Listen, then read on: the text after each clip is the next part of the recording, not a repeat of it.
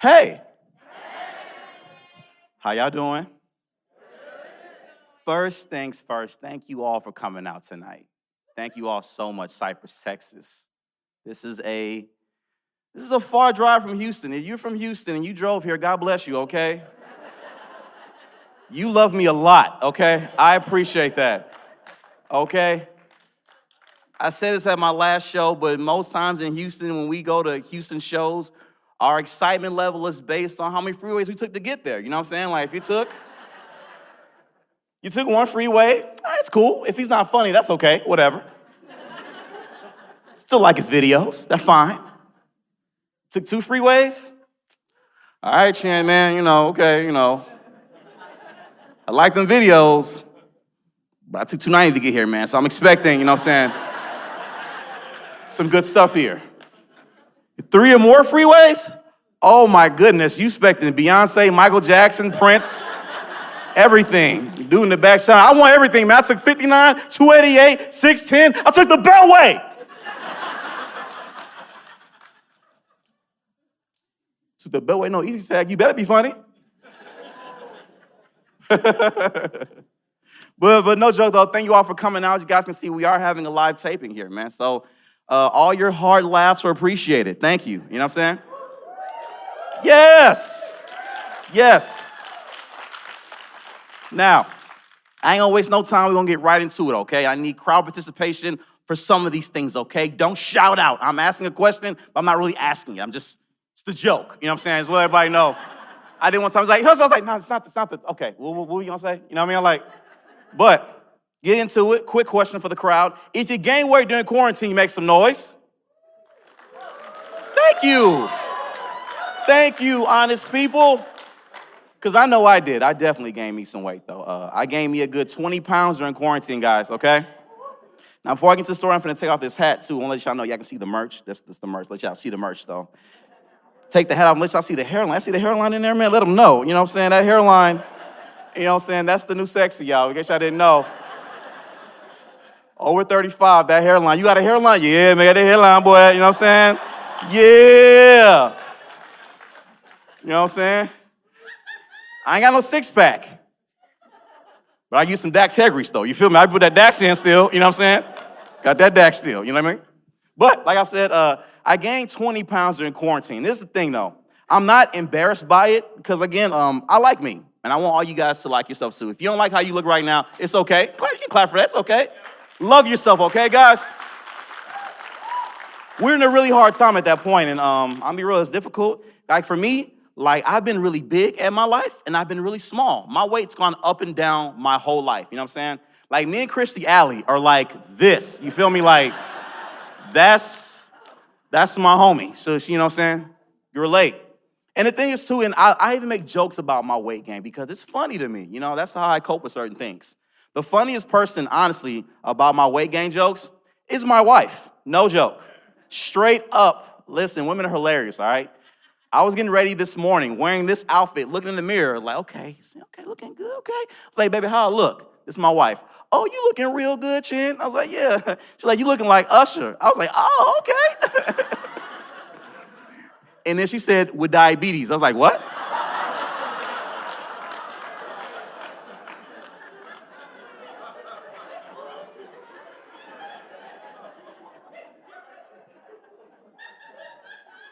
You didn't even see that one coming. I ain't had breakfast yet. Wait a minute, what? But like I said, too, I laugh about it a lot, too, because, it's where I'm at right now. I'm not going to frustrate myself. I'm finna lose 30 pounds tomorrow. You can't do that, okay? Like yourself where you are right now, and then work your way to that, okay? It's the healthy way. Like, for me, I'm working toward it. I'm working on it gradually. And the only thing that gets on my nerves about my gradual weight loss process are my annoying friends that want to remind me of my weight loss process. You know what I'm saying? Hate those guys. The worst ones are my personal trainer friends. All right? Those are the worst ones. The one in particular is one of my very good friends, but he was the worst one because he would tell me I was fat without telling me I was getting fat. You know what I'm saying? Like that. Those are the worst ones. So disrespectful. You know what I mean? Like, true story, y'all. Like last Christmas, my wife got me a brand new cowboy outfit, head to toe. It was a beautiful cowboy outfit, not the football team.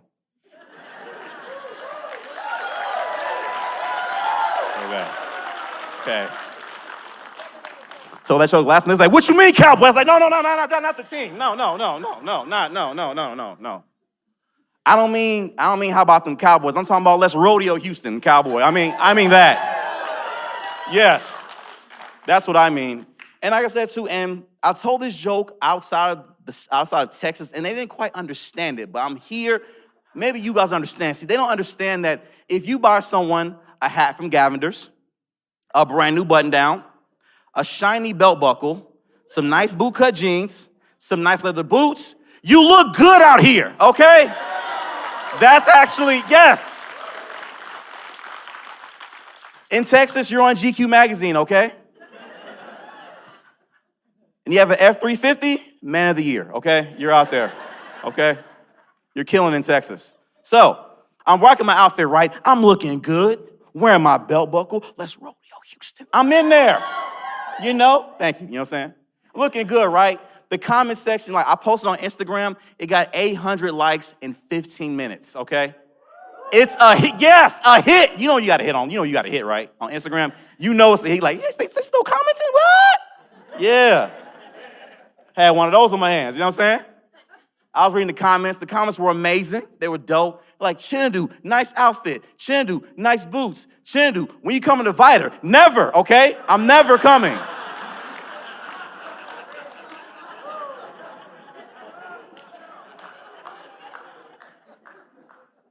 So, keep scrolling, look through the comments. Here's my personal trainer friend. Again, the disrespect, because he was telling me I was getting fat without telling me I was getting fat. You know what I'm saying? That's what he was doing. This is what he said. In the comment section, he wrote this, y'all. He wrote, whenever you're ready, bro. Like, what's that supposed to mean?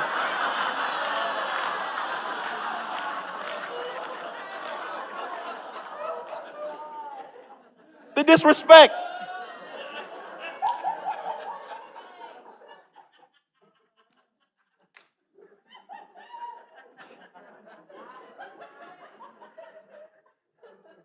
It continued.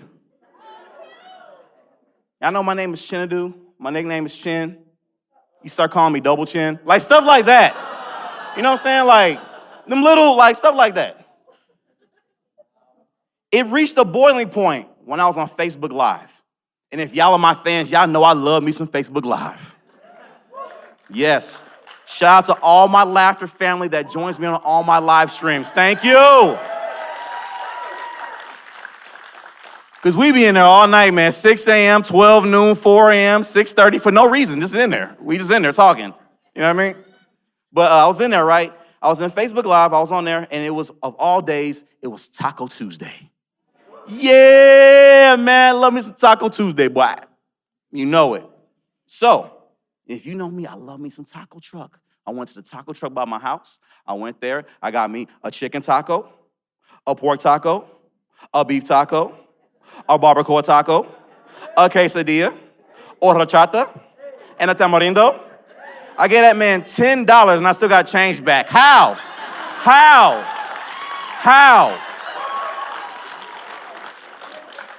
The taco truck, that's how. I was like, you sure this is my change? I only gave you $10, man. It's a 20 in here. You sure this is my, okay, all right. Appreciate it. Thank you, appreciate it, you know what I'm saying? So, I get home, right? I'm at the house. I'm on live, reading the comments. The comments are amazing. Chinedu, tacos look so good. Oh, man, I love horchata. Chinedu, when you coming to Jasper? Never, okay? Stop asking.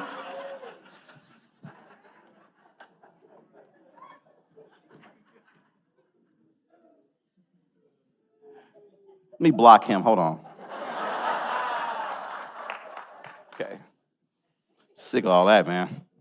So, I'm on there, right? Enjoying my tacos. Here come our personal trainer friend on the Facebook Live. He's like, yo, Chin, bring me on the camera. Because, you know, now with Facebook, you can bring people on with the camera now. So it's a new feature on there now. So it's like, sure, no problem. I bring him on live. He doing curls. He doing pull-ups like this.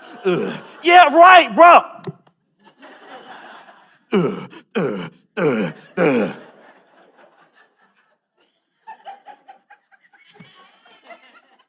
What? You know what I'm saying? Like, what do you want? Start lifting. Oh, chin, man. Hold on, let me get my macro burn right, man. Hold before I talk, man. My calories deficit zone. Okay, what do you want? Okay, look, chin. Now, you're my friend, all right? Now, I cannot let you do this to yourself, okay? I cannot watch you eat all this bad junk food and just eat and eat and eat and don't work out, man. You want to be a top name in comedy? Here's some names. Eddie Murphy, Martin Lawrence, Jamie Foxx, Kevin Hart. All of them comedy greats. All of them in their prime were in good shape, okay? Think about it. And I was like, he's right. Honestly, he's right. Eddie Murphy during Raw Delirious in the 80s, in good shape. Martin Lawrence in the early 90s, Martin Lawrence playing, good shape. Jamie Foxx, when he was doing Ray, he was doing movies, good shape. Kevin Hart is in shape right now. He ran 20 miles this morning, okay? He's in shape right now, okay? I was like, man, maybe I'm holding myself back. You know, maybe in order to be a big name in comedy, I do need to get in shape. But then I was like, but then there's Fluffy. You know, I was like, wait a minute, you know? I was like, but then there's Fluffy, you know what I mean? I was like, I don't know. Fluffy's there. Shout out to my guy Fluffy, you know what I mean?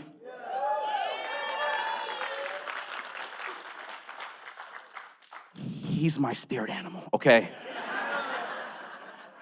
And so I was like, you know what? My personal trainer friend's right. I can't let him continue to watch me do this to my body, right? So I decided to do the right thing. I put my tacos down. I picked my phone up. And I blocked my trainer friend, you know what I'm saying? Because I don't need that. You know what I'm saying? I don't need those native calories in my life. You feel me? Like, these are happy calories over here. You feel me? You know what I'm saying? That's what I need.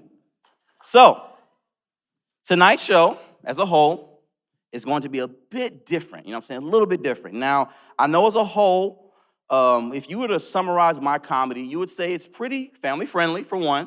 Very suitable, very Texas, you know what I'm saying? But, and I like that, because when you're in comedy, in the comedy world, you have to know where your place is in this hierarchy, okay? And I know where my place is. I know on the spectrum, my comedy is about as dangerous as blue Jell-O. You feel me? Like, it's not really like, oh my God, I can't believe he said that. You know, it's not like that. Like in this comedy spectrum, it's like me, blue Jell-O, and Wayne Brady. Like, we're like on this line, like on that. And I'm cool with that. That's fine. I accept it. You know what I'm saying? But tonight, let me be a bit different. Tonight will not be my usual family-friendly-ish shows. Tonight will be a bit edgier. A lot edgier. Tonight, you are not going to get blue Jell-O. Tonight, you are going to get red Jell-O.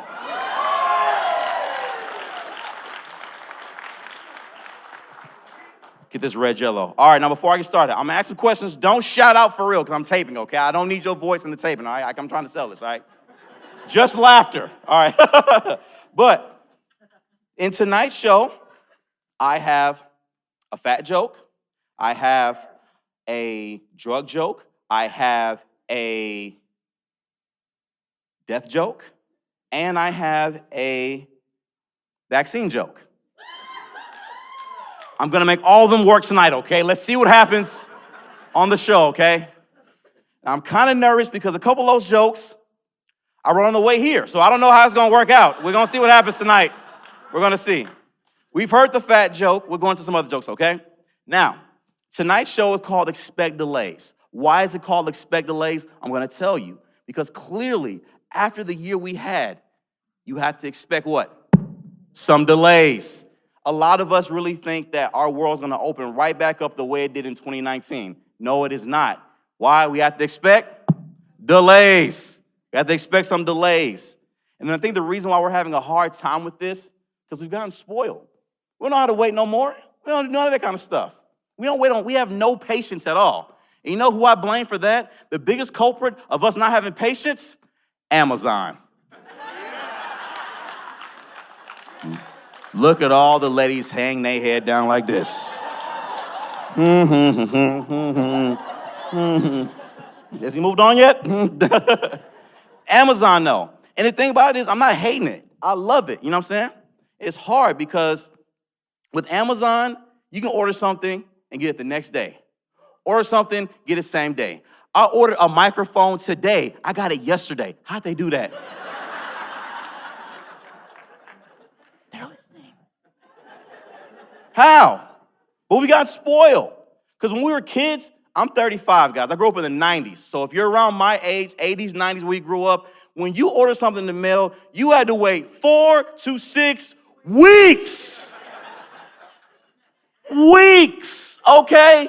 And if it had batteries, 5 to 10 years. Yep. I ordered a Power Ranger toy in 1993. It came right on time in 2010. Right on time. Yep. Right on time. But that's how it is, though. But we've become spoiled. We order something today. Let's say it's Saturday. We order something Saturday. We don't have it by what? Tuesday. We on the phone. We on the computer with the tracking number. We hunt it down like we trying to get back child support. You know what I'm saying? We wildin', okay? We doing too much.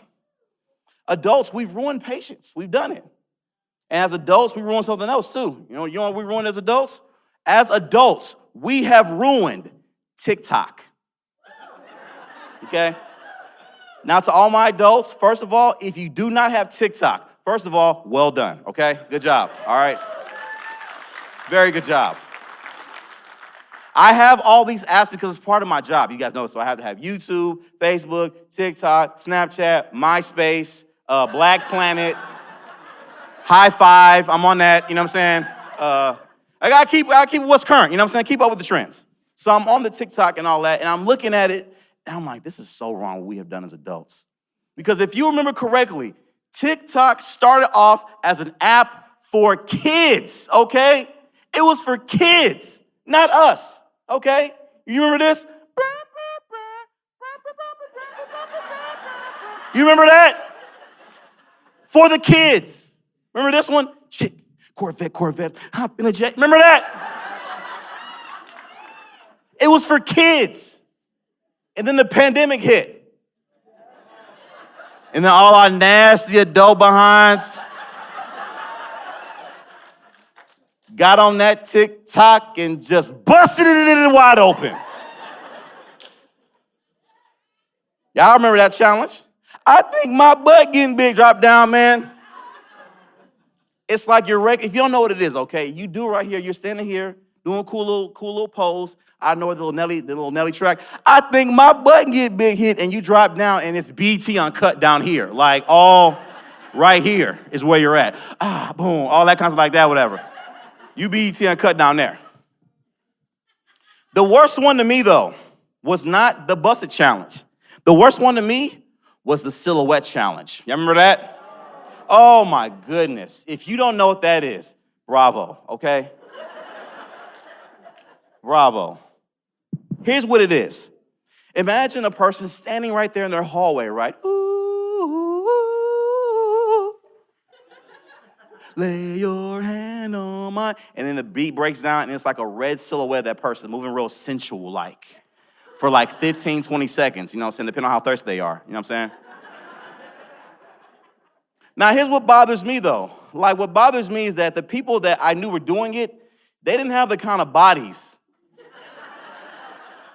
you're supposed to have to do that. You know what I'm saying? Like, you're supposed to have certain bodies to do certain things. You know what I'm saying? Like, I don't know why we got far removed from this or whatever, but like, I didn't want to see my neighbor out here.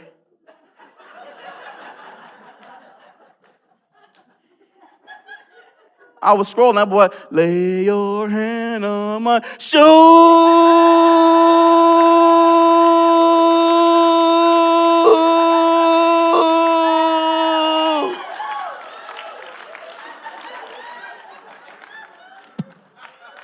My neighbor, a grown man, his house just.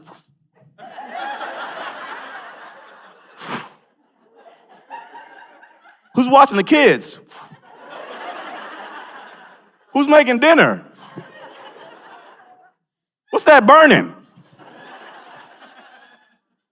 Terrible parent. We're going to hell for that, guys. We're going to hell for that, man. Speaking of that, my hell joke. Great transition, right? Good transition. So, this is my hell joke. Now, during the pandemic, or as I call it, the panorama, as I call it, I had time to think about things. Something I thought about was this question. And I'm going to ask you guys this question. Which place do you think has better food? Heaven or hell? I say hell. Hear me out. Here's why. Now, heaven is a great place, of course, but if you hear the description of it, it's the land of what? Milk and honey. And that's good in theory, right? Until you put it on a plate in front of you, like, oh, I don't want that, bro. It's touching now. You know what I'm saying? Plus, I feel sinners season their food better. Is that just me? Right? Right? Yeah. Like every Waffle House cook is in hell, right? We can agree, right? Right? Yeah. That was a good joke, Chan. Good joke. Good hell joke. Yes, thank you.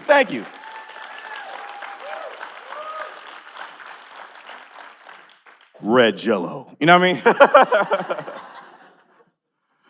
All right, let's move on to some family, guys. I want to talk to you guys about my dad a little bit. Thank you.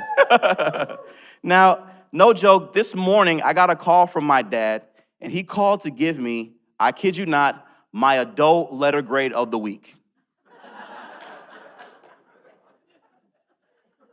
It ain't even no joke. It's real. He called me at like 10:30 this morning. He does this every week to give me an adult letter grade. It is a grade based on whether or not he feels I have done well as an adult, as a man for the week. I'm 35 years old, guys. Like, why is he still calling me with that? Why is he still doing that? And he told me it's going to build character because when you get the A+, it'll be amazing.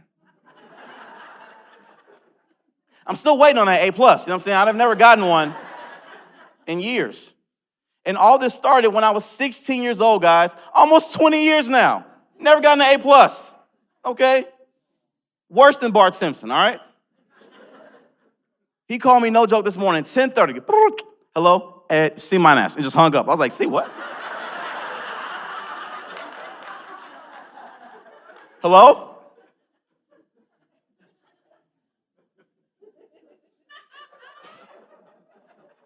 And again, this started when I was 16 years old, guys. 16 years old. I called him up. I was excited because I got my first job. I called him up. I wanted to tell him the good news. Called him up. Hey, Pop, good news. I just got my first job. It's my dad.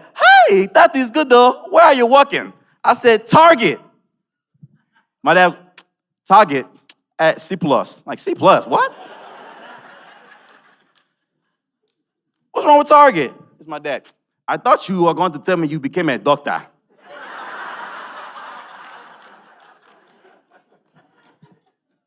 A doctor? Pop, I'm 16. You are 16? D-. Why can't you be older?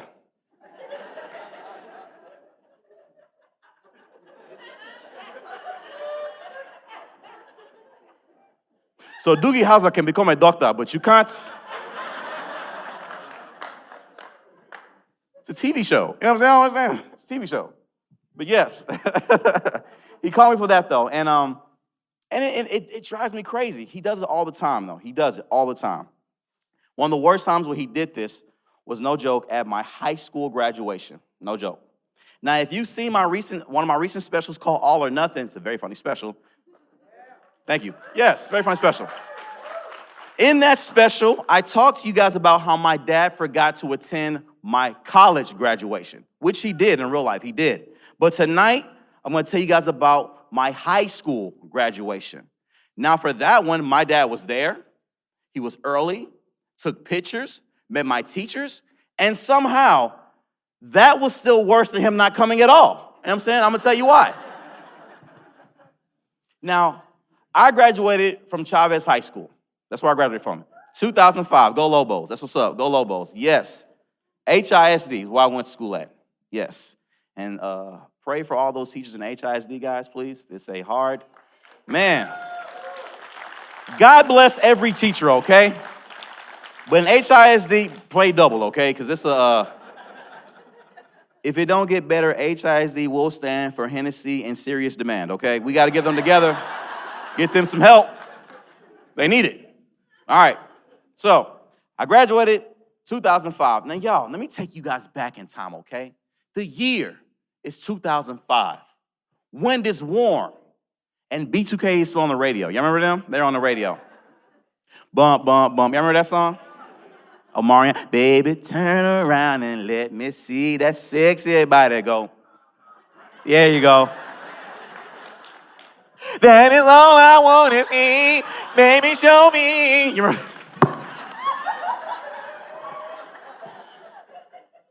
Oh.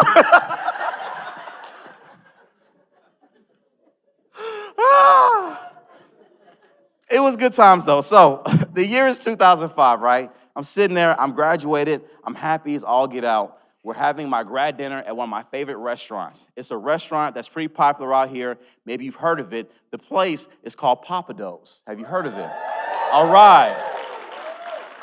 Now, out of all the locations, my favorite one to go to is the Papados right off of 610 by NRG. Yeah!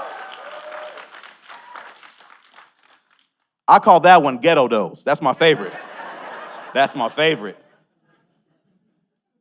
You go in there, man, girl wearing an evening gown dress, Miss America sash, high heels, tiara.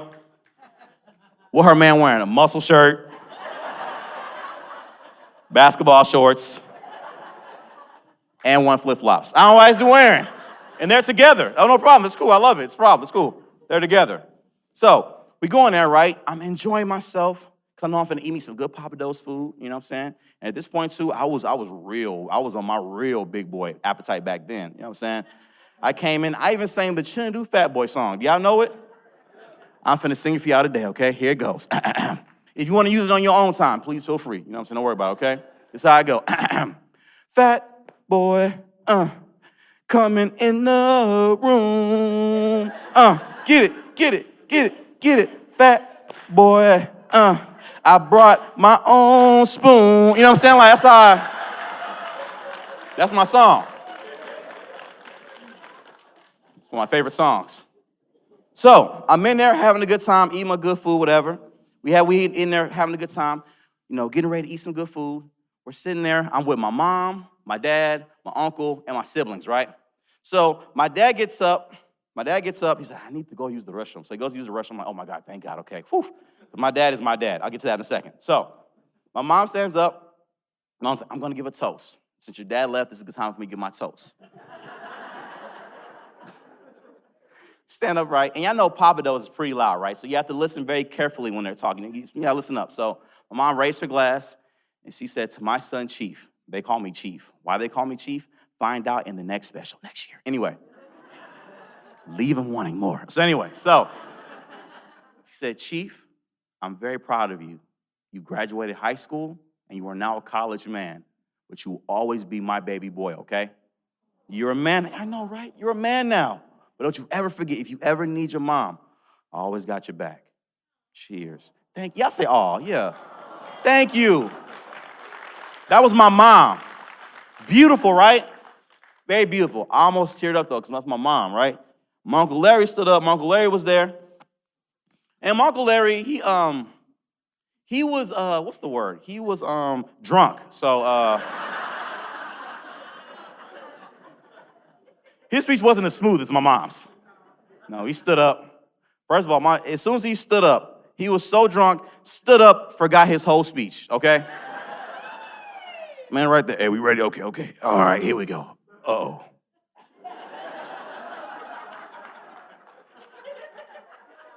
Instead of just sitting down and taking the L, no, my Uncle Larry, I can save this. You know what I'm saying? Like, why you... Instead of just sitting down, instead he decided to improvise a speech. And his improvised speech was, I kid you not, it would be, I swear to God, y'all, he recited the lyrics to A Different World.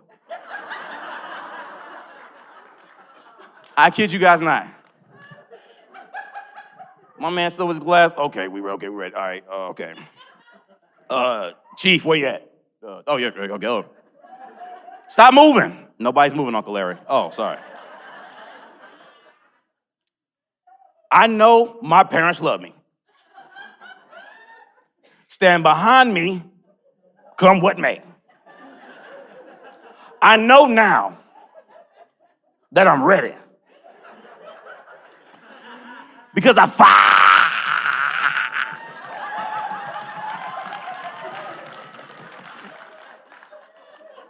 finally heard them say, it's a different world, where you come from. I mean, he passed out.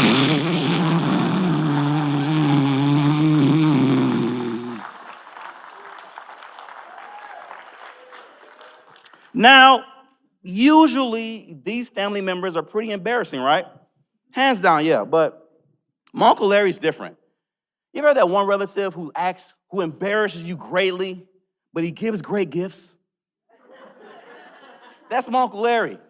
Like, he did all that, but for my high school graduation gift, he gave me a brand new HP laptop and a check for $1,000.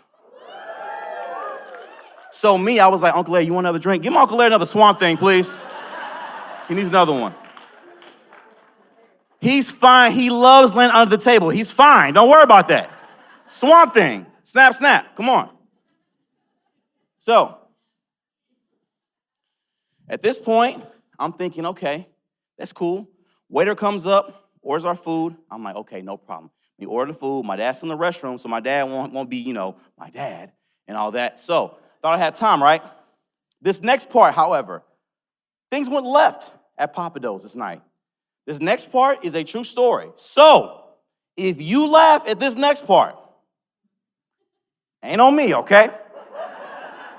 That's all I'm saying. If you make the decision to laugh at this story, that's between you and God, okay? I'm not in this, okay? Between you,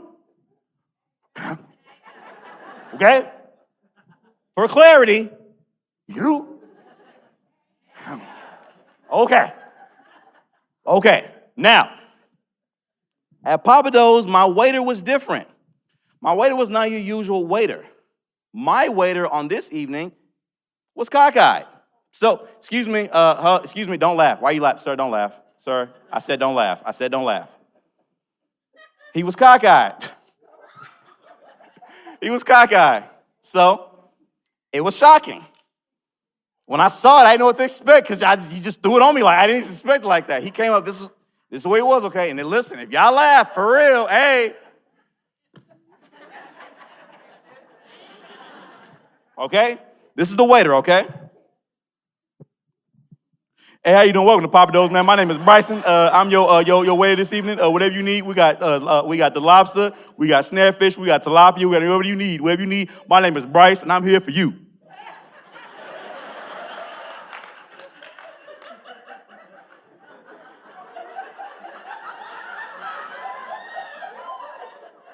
Where is my dad? Please don't let him come out.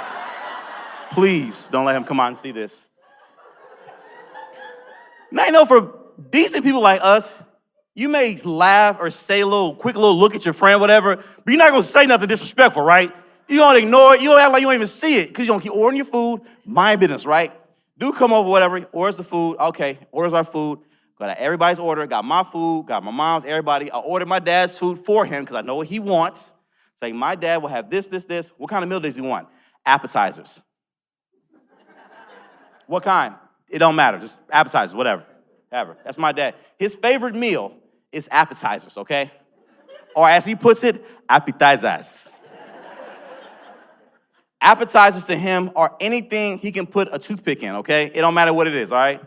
Sandwiches, appetizers. Cheeseburger, appetizers.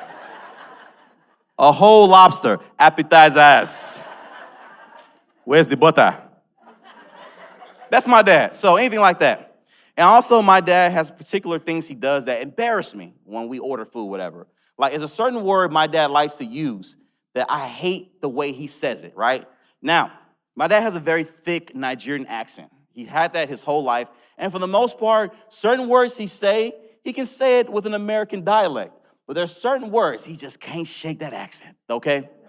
This word is one of them, okay? This word, he's been saying for years, but it got popular in a movie called Black Panther. Have you seen that movie? Here's the scene. My dad's favorite part of that movie is this scene right here. When T'Challa is about to become Black Panther, and M'Baku from the Jobati tribe comes into challenge, right?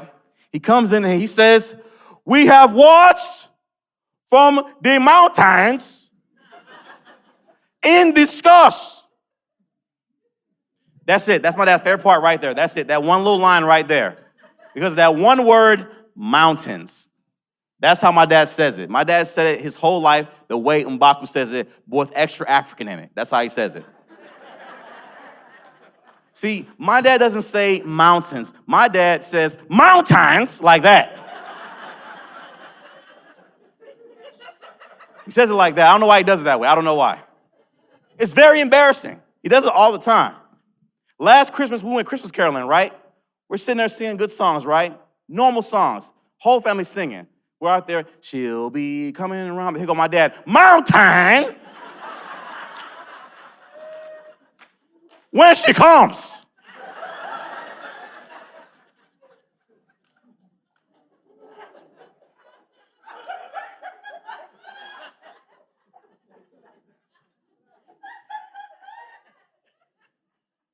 We're at the bar ordering drinks. Sat down. What do you have? I have a Sprite, orange soda. Here go my dad. Mountain. Dew. Like, why you? Like, why? You know what I'm saying? So, that happens, whatever. I take the orders. Boom, boom, boom, boom, boom, boom, boom. He gets our orders. Bryce leaves, right? Oh, my God, thank God. Because I can hear my dad coming from the bathroom, right? I can hear my dad coming because I hear this. Okay, so if you don't want me to take the extra toilet paper, don't put it in the commode.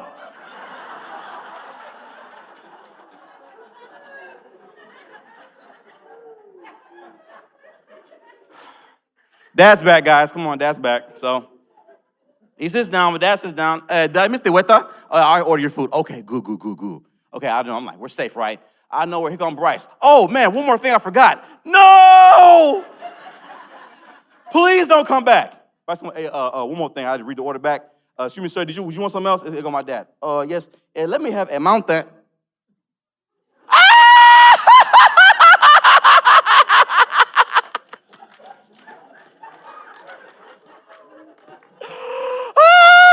Look at the. Wait. Look at his eye. Look at it. I can't do it though. I can't do it though. Look at it. Hey. He can see in the past and the future at the same time. Look at this man.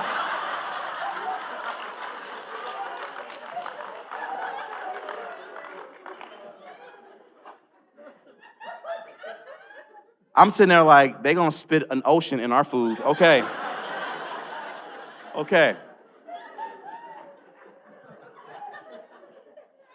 But Bryce, the waiter Bryce, he was cool. He was cool about it. He's like, it's all good, don't worry about it, you know what I'm saying? I know, so I've been caca my whole life, okay? I'm caca, my daddy caca, my great-daddy caca, my great-great-great-great-daddy caca, okay? Kind of like a family heirloom, if you ask me, you know what I'm saying? I'm going to pass down to my kid, too, you know what I'm saying? Sure, you know what I'm saying? No problem, whatever. So it's my dad's like, okay, so you got my food? Okay, good. This is where it got real bad, right? Here's Bryson. Okay, so let me read. All right, so let me read the order back, okay? Okay, read the order back. Okay, so you said you had the lobster. My dad was like, ah!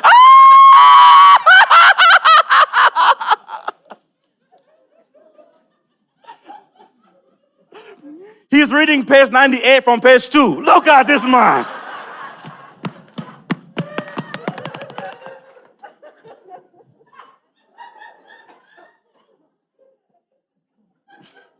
He's clowning, right? So, finally, we get our food, right? Everybody sitting there, ate the food, whatever. My dad was like, okay, I think it's time for me to give my speech. Okay, Pop. And again, too, and y'all know my dad's crazy, but y'all know I'm a very proud Nigerian man, right? And in our tribe, the Igbo tribe, my dad is considered the head of the table based on age, rank, experience. So in traditional custom settings, my dad gives a speech, right? Traditionally, in Nigeria. But in Houston, please have a seat. You know what I'm saying? Like, please. But he don't listen. And I tell this joke before because it's a true part of the story. I'm going to tell it again. My dad stood up with his glass. And once again, y'all, my dad is a very prideful man, okay? When my dad gives a toast, he wants it silent, okay? All right? He wants everybody to be silent during his speech, okay? Everybody. Even if you didn't come with us, okay? Like, everybody got to be quiet during his speech. So my dad picked up his glass and would not stop clanging his glass until everybody in Papados was quiet. My dad took the glass. Excuse me. Oh, excuse me. Whole restaurant. Excuse me. Excuse me. Excuse me. Excuse me. Excuse me. Excuse me. Excuse me. Excuse me. One lady still talking. Lady. Lady. Lady. Lady. Lady. Lady. Lady.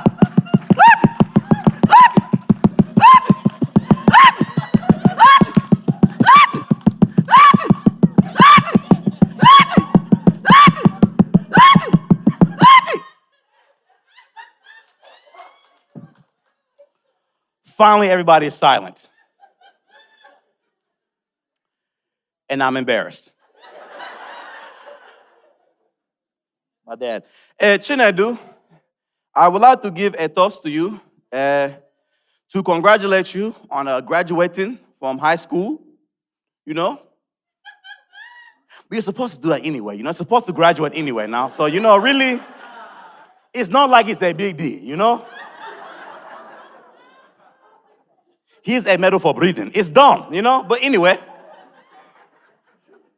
we'll continue because, you know, you're going to college too. You know, that's good, you know. But you're not going to Harvard. You're not going to Yale. You're not going to Princeton. Eh? You're going to U of H now. You're going to U of H, you know. No, you want to be a cougar, you know, the row. You know, you want to.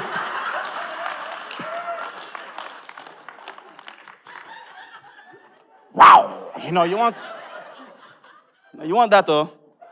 But it's okay, it's fine, you know, but let me go ahead and wrap up my speech because your mother is over there staring at me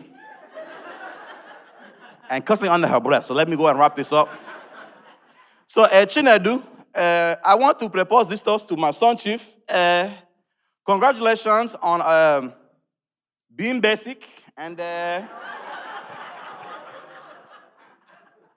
stand local, you know. In conclusion, it's C+. Now, where are the appetizers?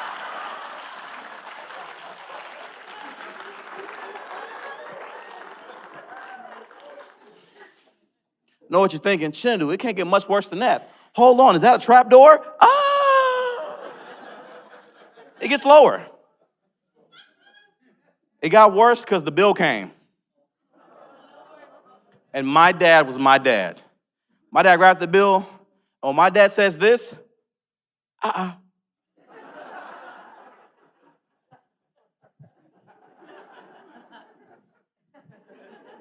It's going to be a long one, okay? Just go ahead and grab a Snicker or something like that, you know what I mean?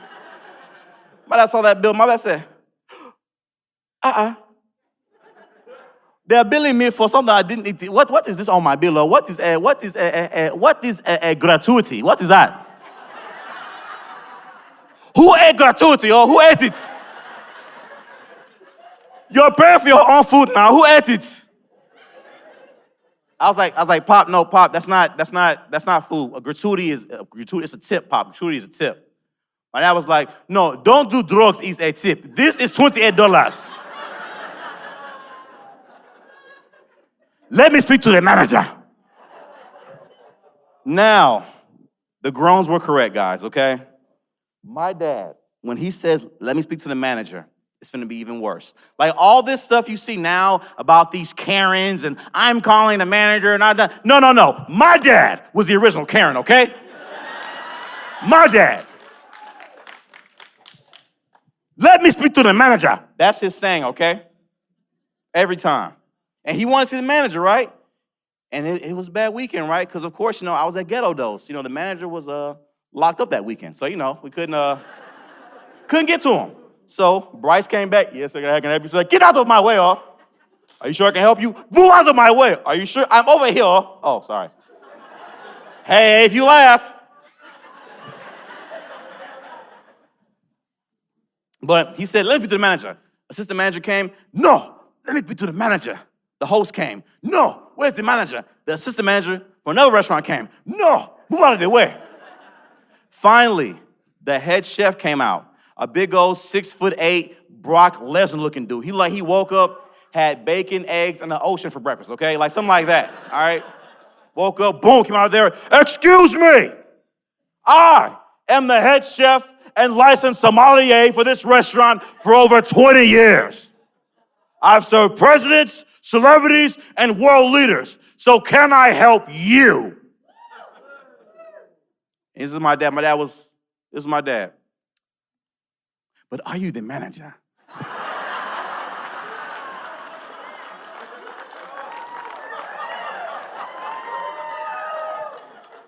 And we got kicked out. We got kicked out from that Papa Dose. Banned for life. So, banned for life. And I know you're thinking again, Chinedu, it can't get much lower than that. Is that another trap door? Oh. We get home, right? And my dad comes into my room, sits down on my bed, and says, Chinedu, now that you are a man, I think it's finally time we have the talk.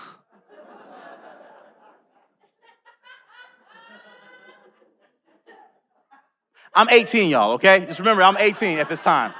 I'm 18 years old at this point, okay? What talk, Pop? The talk. The birds and the bees. The monkeys and the seeds. I'm like, the what?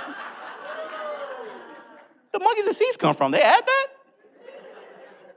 Listen to me, Chinedu. I was like, and for me, like, at this point, I'm 18. I don't need to have the talk, right? Because I'm 18, and when I was a teenager, I had HBO and Cinemax, so I'm good, right? I'm covered, all right? We all were. If y'all were my age, you had HBO and Cinemax when you were a teenager, you was watching all kinds of, watching Emmanuel in Space, G-String Divas, Real Sex. Remember that show?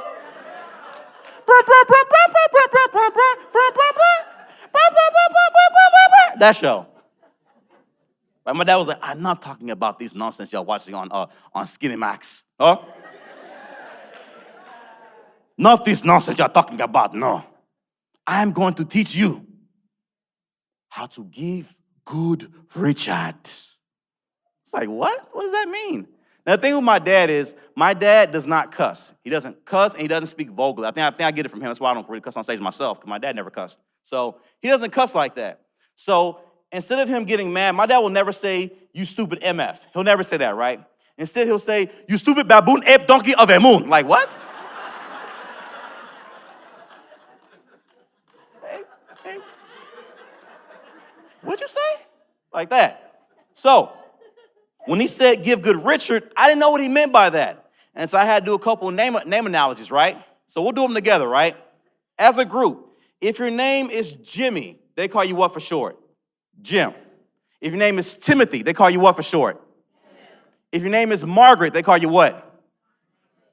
Mac. If your name is Richard, they call you what? That's what he's talking about, guys. That's what he's talking about, guys. Good Richard is code for good. I didn't say it, Netflix, okay? They said it. I didn't say it on my thing. They said it, okay? So, that's what he's talking about, right? He's talking about, so yeah, I'm going to teach you how to give good Richard now, okay? Listen to me. And this is my dad, right? My dad expects me to listen to everything he says, right? And if I don't, in his own words, if I don't listen to him, I'll be gambling my life away. That's what he says. But when my dad says gambling my life away, he does it with like such animated energy. Like, this is gambling, right? Blowing the dice right there, gambling, right? When my dad does this, he does it too low. You know what I'm saying? Like, it don't look right to me, you know what I'm saying? This my dad said, Chinedu, this is my dad for real. Chinedu, I'm going to teach you how to give good Richard, and you need to pay attention, because if you don't listen to me, you'll be out in these streets, gambling your life away.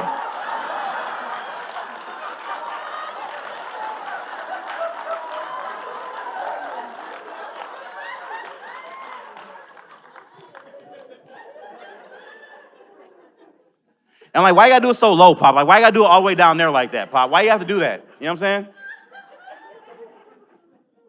Made me uncomfortable, So, he was like, so, that is good Richard, but I'm going to teach you how to give good Richard. I'm going to teach you how to go to the next level, okay? When you are ready, when you are full of strength, full of power, full of might. What is this called? All power, boom. Capital Richard. Listen to me. Capital Richard. Capital Richard is the ultimate level, because good Richard will get you a date and a nice girlfriend. But capital Richard will get you a home. And if you need it, a cosigner, because sometimes in life,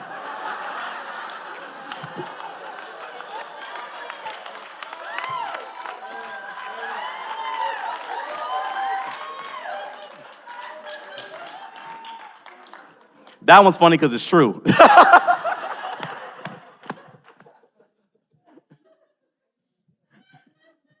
Baby, go on, sign this over. Please hold for me real quick, baby. Come on. So that was my dad explaining capital Richard, right? I was like, oh my goodness, he's insane. But what's weird about it, being a dad now, myself, I can understand his perspective on certain things, right? Like for me, I've been a dad it's been 4 years now. My daughter already turned 4 back in September, guys. 4 years old, yes. Yes. Now, before I get into this next part, which is my parenthood segment, I want a quick question. Any dads in here? Dads, make some noise. That's right.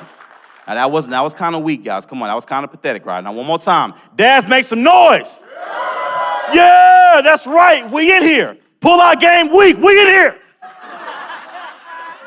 Stand up. Oh. Shout out all my dads in here, man. Y'all know what it is, man. Because for me at this age, now I got something about nonsense, man. No. Okay, mess around with me, you're going to be parents, okay? I ain't got time for that nonsense, all right? I'm grown, all right? I don't pull out. I pull through. You feel what I'm saying? Where my dad's at? Red Jello. But all kidding, though. Honestly, fatherhood is the greatest honor of my life. No joke. I'm not kidding. My daughter is truly the very best part of me. And I have a daughter, and, I've raised boys, too. And I've realized when you have a boy and a girl, you're raising a son and daughter, it's the same, but it's different. Like, all my guys in here, you have a son and a daughter. It's like you love them both equally, but you love your daughter more. Does that make sense? Like, is that weird? Like, you gotta love her more a little bit. Because it's like, all my guys in here understand what I'm saying. Because it's like, you kind of have to love her more. Does that make sense? You know she needs it more. Because with your little boy come up to you, Dad, can I have $5 for some food? You be like, no, go get your own. This is Sparta. Boom, kick him in the chest.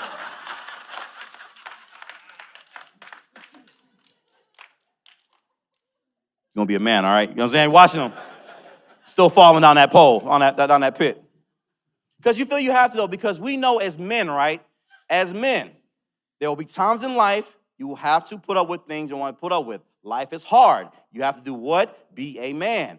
I don't mean for that to sound chauvinistic, though, but all my guys in here, I hope you understand what I'm saying, right? Sometimes in life, some things you got to man up, and it's not easy. You got to be a man, period. You got to teach that to your sons in a healthy way, right? But our daughters, that's different, right? That's your princess. Daddy, come on. You know what I'm saying? You love her. And you know that as a father, you have 2 goals in life. You want to make sure that your daughter does not, 1, end up on the pole, All right? We all know this, okay? You do not want your daughter on the new season of P-Valley, okay? You don't want her on that, okay? Down in the valley where the girls get naked. That's a jam, you know what I'm saying? That's a good show. So, and two, you do not want your daughter to have a sugar daddy. You don't want that at all. And y'all know the type, sugar daddies. Real slick like, wearing Nike tracksuits, smell like cool water cologne. Y'all know the type. Y'all know some, huh? Y'all know some. We all know them. And you know that they sugar daddies too, because all sugar daddies, instead of saying the proper term, the JJ for this area right here, you know, they say this. They say, fresh kitty.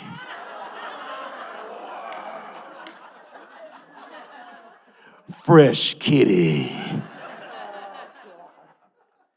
Yeah. That's the part right there that's gross right there. So you need to make sure you are in your daughter's life heavily, right? Like right now, my daughter's 4 years old. So my presence is important. Me being there is important. And honestly, that's what I like to do, right? Right now at 4 years old, my daughter's most important thing for me to do is to sit right by her and watch her favorite shows. And I can do that, no problem. Like, no joke, I watch so much Nick Jr., so much Disney Jr. They owe me stock, okay? I'm waiting, okay? All these shows that she watches, I'm gonna tell you about them right now. One of my daughter's favorite shows, she loves the show so much, and all these shows have ups and downs. My daughter's favorite show right now on Nick Jr. is a show called Peppa Pig. Heard of it? Peppa Pig. Dun, dun, dun, dun, dun, dun. That's the theme song, guys. That's the whole theme song. Like, I have friends who are artists, who have been artists for years, who will never have a hit on the radio or a hit on the charts. This dude wrote this theme song on the way to work, okay? I don't know anything, so that'll work. And he got $1 million off that, okay? Life ain't fair. And the thing is, the show is very funny, right? It's very entertaining. However, one glaring fact about that show that you'll notice is that it is not American. It is not, which is fine. It's cool. It's from England. Now, I don't know where England is. I think it's somewhere by Oklahoma. I don't know. It gives me Tulsa energy, right? It gives me Tulsa energy. It does. So, and then England somewhere, whatever, right? And the problem with that show is my daughter loves that show so much that she wants to talk like Peppa Pig. And since Peppa Pig is English, now my daughter wants to talk with an English accent. I hate that, okay? I came home the other day from HEB, because you know, Texas, you know what I'm saying? Yeah. Let them know, man, you know what I'm saying? HEB, give me a commercial. Anyway, sorry, anyway. So, come on, HB, right? I got all the bags in my hand, right? I got like 30 bags in my hand, because F a second trip, okay? I'm not doing it, okay? All right? I will let this arm just go limb. Open the door. Open the door like that before I go back for a second trip. I won't do it. Came in the house, right? Had the bags. One bag bust open. Boom. Everything fell out on my foot. Here go my daughter. Oh, no, Daddy, you dropped the bananas. I was like, don't do that.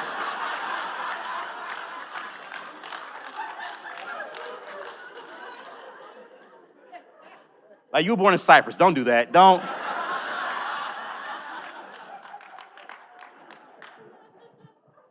Her next favorite show is a show called Paw Patrol. Paw Patrol, whenever you're in trouble. Paw Patrol will be there on the double. No job's too big, no pup's too small. Paw Patrol, we're on the road. So here we go, Paw Patrol, whoa, Paw Patrol, whoa, Paw Patrol.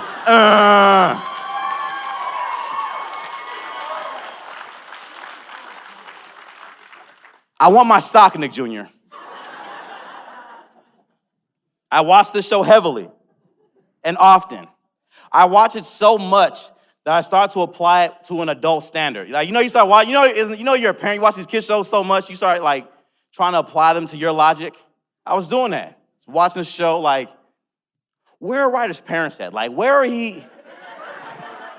Who's paying for this command center that he's in right now? Are we paying for this? How come the dogs can talk but not the chicken? You know what I'm saying? It's like,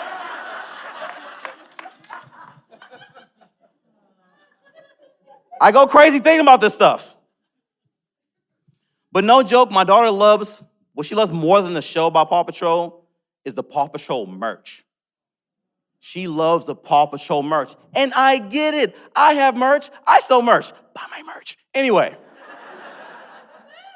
So she watches Paw Patrol. Well, she loves the Paw Patrol merch, whatever, right? So before the pandemic hit, whatever, we went to the mall, whatever, went in there, and she saw some amazing Paw Patrol light-up shoes, right? Now, the thing with light-up shoes, I get that. We all grew up with light-up shoes, right? Remember LA Gears? We all had those. Remember light up like that? We all had those. So I get it, right? And to be real, light-up shoes, much cheaper than Nike. So let's go get these light-up shoes for the little one. You feel me? Go get these real quick, no problem. It's cool. She in the store, she trying them on. You know, she being a kid. All that stuff, trying them on. Like, Daddy, can I wear them out the store? Of course you can, princess. Why? Because she's my daughter, okay? She's been my son. No, what the...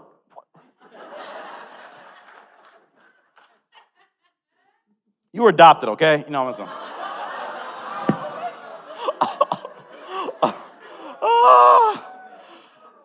I'm just serious. Anyway, this one. So, we're in the store, right? My daughter with the shoes on. She's like, Dad, I love these shoes, whatever. I said, okay, let's go to the register. She stops. She's like, Daddy, you get a pair too. And I was like, oh, no. I would love to, though, baby. I would. But this thing is, Daddy, I wear a size 14. They don't have Daddy's size in the shoes. They don't have a 14. He'll do in the back. Oh, yeah, we got a 14 right here.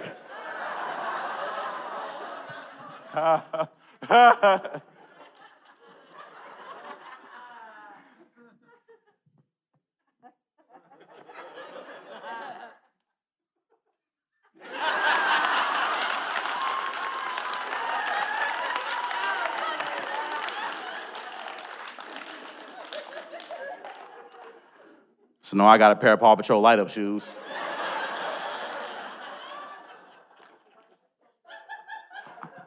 I ain't gonna lie, I wear them a lot, man. I ain't gonna lie, they're comfortable as all get out. I ain't gonna lie. I was so mad when I was like, dang, it's so comfortable. My daughter's next favorite show, this show. Now, this show right here, this one broke my heart because I love this show until it didn't love me back. My daughter's next favorite show is a show called Doc McStuffins. Doc McStuffins. Now, I love this show because for me, I'm seeing a woman, a black woman, at that being a doctor. And if you have a daughter, this is a true fact, okay? All men, straight up. When you realize you're having a daughter, whether you are chauvinistic or not, whether you feel like you mansplain things or not, you have to come face to face with a very hard reality that it is very hard for a woman in a man's world, all right? And for me, as her dad, it was my goal to make sure that she feels equal in this world. Like, for my daughter, like, she needs land, she needs stocks, she needs money, she needs all these things to inherit just to feel equal in this world, right? Just feel equal. And I don't know if you guys notice or not, though, but, I'm black. So, my daughter is black, too. You know what I'm saying? I don't know. So seeing a black woman as a doctor is good representation. That matters, guys. Representation matters, okay? So seeing Doc McStuffins, I loved it. And for me, with the money I make doing this and stuff I love, whatever, I don't buy, y'all see me on videos, I don't buy J's, I don't buy ice, I don't buy watches, I don't buy stuff like that. I spend all my money on my family. Like, it goes all back into there because that's what matters, your family, memories, all that, yes. That's what matters the most, okay? So for my daughter, I invest a lot in my daughter, okay? So if you ever go to my house, go upstairs. My daughter's area is decked out, okay? So my daughter's upstairs area is like this, all right? There's a little play kitchen right here, right? Play kitchen right there. Had a little mini store here called Ari Mart. That's her store right there. And then over here, I got her the entire Doc McStuffins office set, right? So she has the whole thing. She has the chair. She has the tools. She has the little doctor's coat. There's a little carrying case thing that you carry like this. That is always in my hallway, and I always trip on it, but I love it, okay? Okay, Doc McStuffins. Okay, it's cool. It's cool. I'm not mad. It's cool. So, she's there, right? My daughter's in her little clinic area, right? She's like, Daddy, welcome to Ari's free clinic. I was like, oh, this is so sweet. You have a free clinic? She's like, yes, Daddy. I was like, where are you gonna put your free clinic at? Bissonnette? And her mom got mad. I was like, I'm just kidding.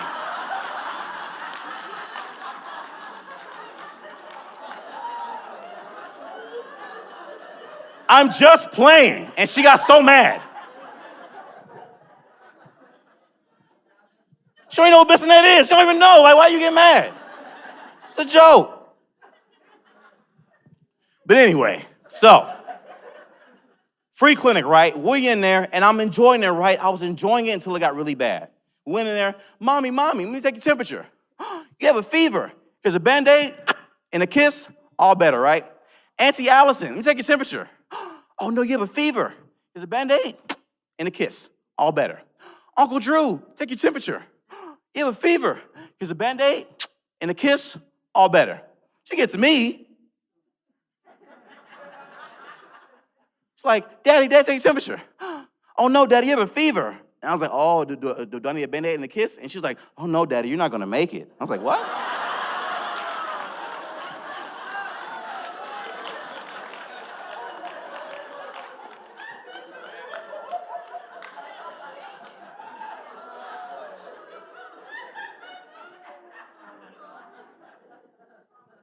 I said, what'd you say? She's like, Dad, am I on your life insurance policy? I was like, no, baby, cancel that show. Cancel Doc McStuffins. Like, what episode was that on? So, turn off the TV. We finish the rest of our day. We get through the most happiest part of parenthood, right? Bath and bed, isn't it? Yeah. So, bath and bed, right? And bath and bed, give her a bath, bedtime comes. And the hard part about parenting, the ultimate test, is bedtime. Because it never fails. The tireder you are, the more irritated you are, the funnier it is to them, right? Like, kids are jerks, all right? Let's just say it out there, put it out there, okay, on the table, okay? Kids are jerks, okay? I'm in there tired, exhausted, and have all this energy. Why? Because they don't pay rent. That's why. That's why they have all this energy. They don't pay bills. That's why. I'm up here mad, exhausted. Go to bed, go to bed, go to bed. She cracking up. What?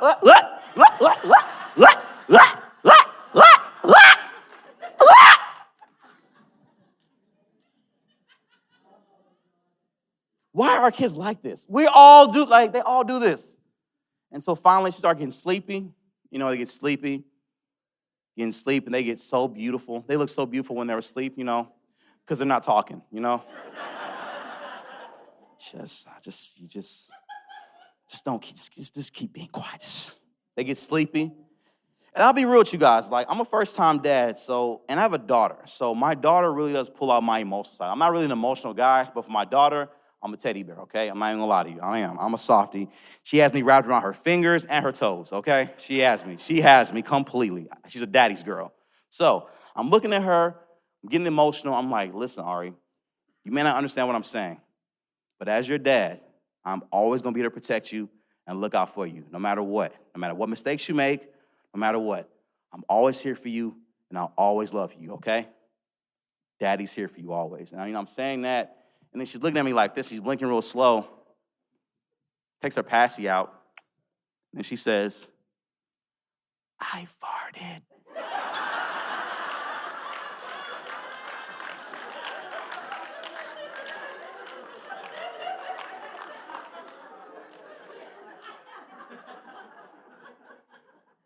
Sounds about right for parenthood. Sounds about right for parenthood, so no problem. It's cool. Sounds about right. So I get home. So I go to my room, get in the bed, me and my lady. My wife is like, babe, you look exhausted. Like, I am. She's like, when is the last time you went out to just hang out? When was the last time you had a guy's night out, babe? And I was like, a long time. And so before I get out of here tonight, I'm going to tell you guys about my last guy's night out. Because this story is pretty insane. Because no joke, my wife asked me this question back in January, right? And I had to think about it. My last guy's night out was in 2017. A long time ago, right? And here's even longer. The last place I went to on my guy's night out was Drink Houston, okay? Listen, a whole lifetime ago, right? And on top of all that, it was exactly 1 month before Hurricane Harvey. So 2 lifetimes ago, right? That's like 2 lifetimes ago in Houston, long time ago. So, and the reason why is that if you're a fan of mine, in 2017, that's when all my videos blew up and went viral. So at that point, I'm working. I'm on the road doing shows. I have to because it's what I waited for my whole life. So I finally slow down. I come home. I'm off the road. I did shows with all my friends in comedy. So I'm in there. I'm having a guys' night. You know what? I haven't seen my boys in a while. Let's have a guys' night out, whatever, right? We go out, and I went out with my friends, Bill and Sam. Good friends, right? And after this night, let me tell you, I never wanted to see those guys again, okay? You ever go out with friends, you like, why don't we hang out more? And you hang out with them, you're like, oh, that's right. That's right.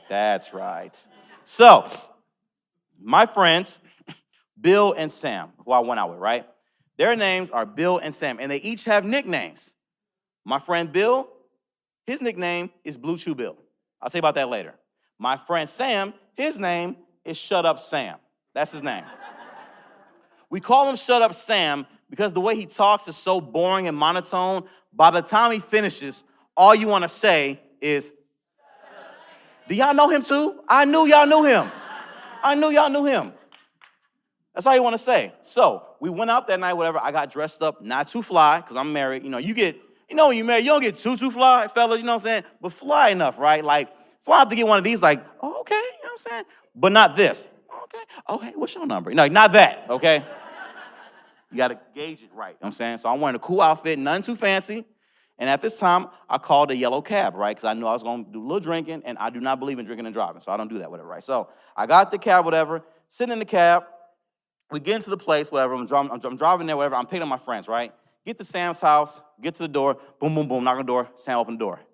Sam talks so boring, y'all. Like, you remember Ben Stein from the Clear Eyes commercials? Remember that guy? That's how he talks. Like a cross between him and Eeyore from Winnie the Pooh, okay? That's how he talks. That's him. Open the door. This is my boy Sam. Hey, Chinedu. Can't wait for tonight. It's gonna be so awesome. Turn down for what?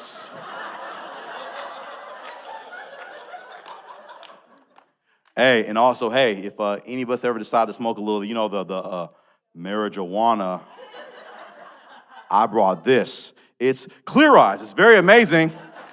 And it has ingredients to moisturize. Wow. Shut up, Sam! Get in the cab. God. We get in the cab, right? Sit in the cab. We driving. We get to Bill's house, right? Get to Bill's house. Bill opens the door.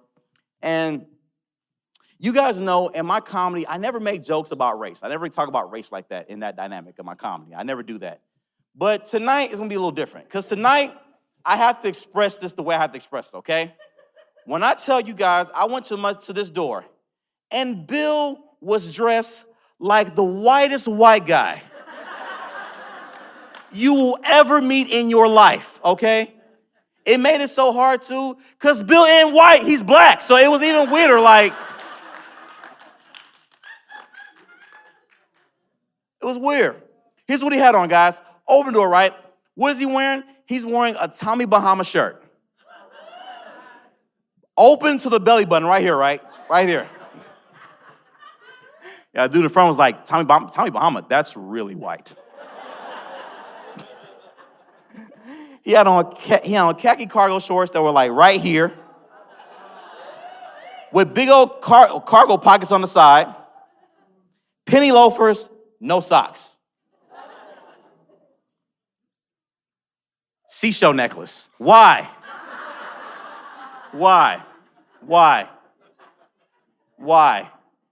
Open the door. It's like, he's like, hey, what's up, bruh? That's how he talks. Like, what's up, bruh? I was like, did you say bruh? Like, not bro, not bruh, bruh. Okay? Bruh. That's what he says. Say it with me, guys. Bruh. Oh, yeah. That's how he says it. So I was like, okay, Okay, so what? Why are you? Why? Okay, just why? Why all of this? Like, bro, man, this is how we dress where I'm from, man. Like, look at this outfit, super cool, bro. Super cool, bro. It's like, don't do that. What, bro, where are you from again? You know what he said? Oh, I'm from Katy. I was like, oh, okay, that man. Okay.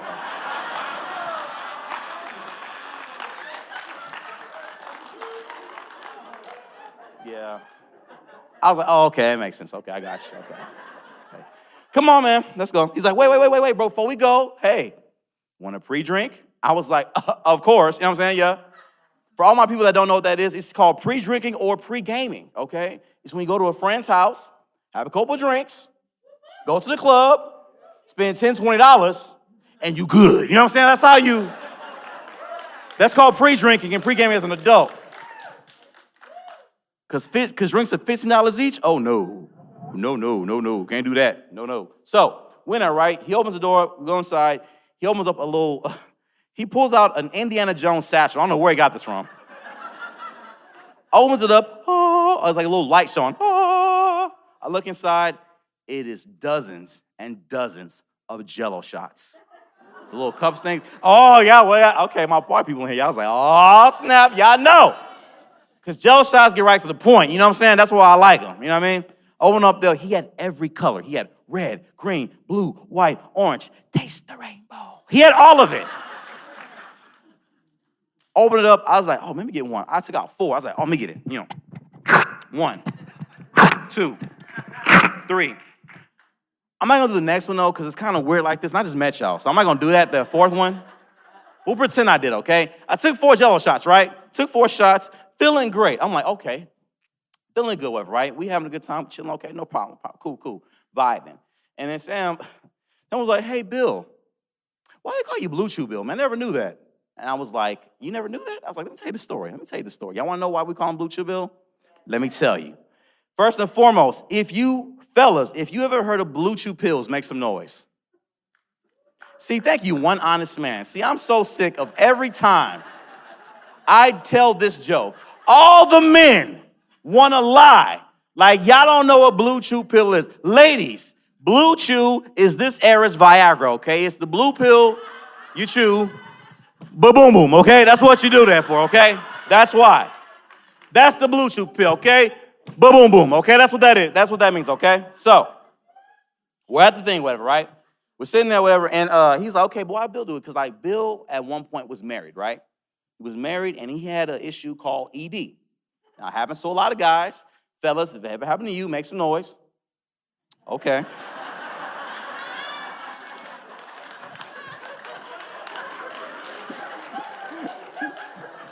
That one dude clap. It was a long time ago.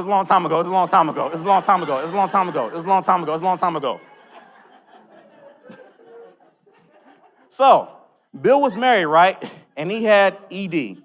Now, for any marriage, I don't care. I don't get too vulgar with this or whatever, but like with any marriage, you need a healthy sex life, okay? I don't care if it makes you squeamish or not. If you are married, you need a healthy sex life. It's important, okay? So, he got the pills, and it did help their relations, right? However, they still end up getting a divorce. Why? Because Bill was also a jerk. Ain't no pill for that yet. You know what I'm saying? So he's divorced, but the problem is Bill still keeps taking those pills. Like, why you keep taking these pills, bro? Like, you gotta chill. You're not married no more. What do you think? Anyway, so we move on, right? We're in the cab. We're on our way to Drink Houston, right? We get to Drink Houston. We're sitting there. We're all pretty buzzed. You know, we're at a pretty good point. The cab parks right there, whatever, right? I tell the cab, hey, here's $200, right? You turn off your meter, park the car. We're gonna come in here, party, whatever. When we come out, I'll give you $300 more, and you can eat when we eat, when we get, drunk food. You feel me? You know what I'm saying? Anyway, so we had that, right? Isn't that a good deal? I said $500, park your cab, and wait for, isn't that a good deal, right? It's a good deal, $500, right? So, because again, I know I'm drunk, whatever. I don't want to come out, wait for no cab. I want to come out, stumble into the cab, fall asleep, right? That's what I want. So, we get inside, we get into the rush room. We at Drink Houston. We're in that first rush room, the rush room, the main room, where all the dances, little go-go dances, and that be kind of offbeat, but it's cool.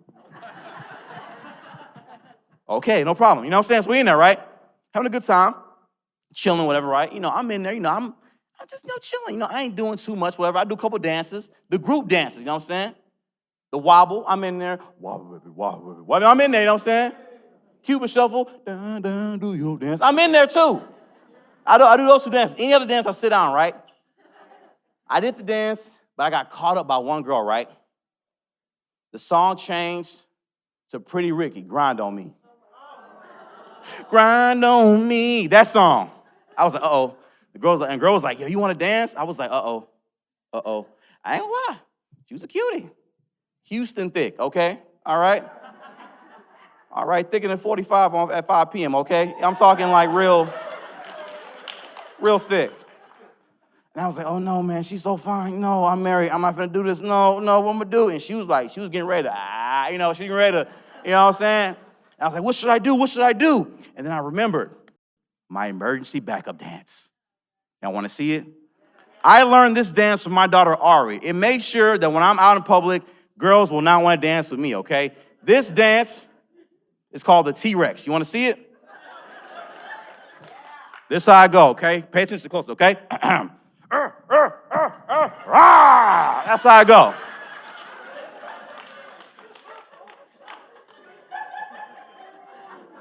I did that then. She was like, oh, my God. What?